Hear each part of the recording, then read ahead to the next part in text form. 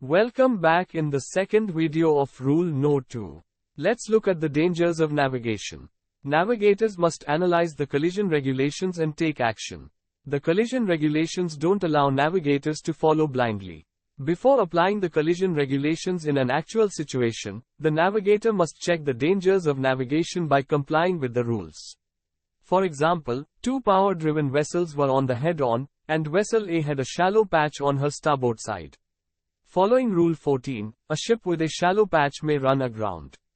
This is a clear indication of the danger of navigation by following COLREGS, hence, a departure from Rule 14 is required.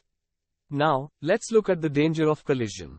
In the same example explained in the last slide, instead of a shallow patch on the starboard side, let's consider a significant number of small islands or dense fishing traffic.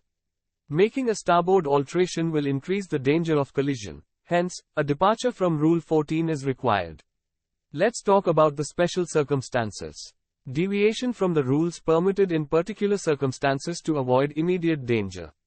In restricted visibility, a power-driven vessel making through the water shall sound one prolonged blast at an interval of not more than 2 minutes. In the case of a man overboard in restricted visibility, the navigator is allowed to sound 3 prolonged blasts instead of 2 long blasts despite Rule 35 specifying any sound signals other than for collision avoidance to be avoided. Here come the unique circumstances and the immediate danger of departure from Rule 35 in the RV to save the person in the water. Lastly, we can discuss the limitations of the vessel involved.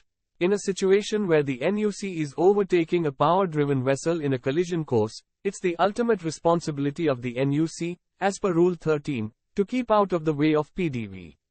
However, in the same instance, PDV must consider Rule 2b, the limitations of not being under command. Because of her exceptional circumstances, she may not maneuver or take action as required by Rule 13, which requires PDV to take action to avoid immediate danger with NUC.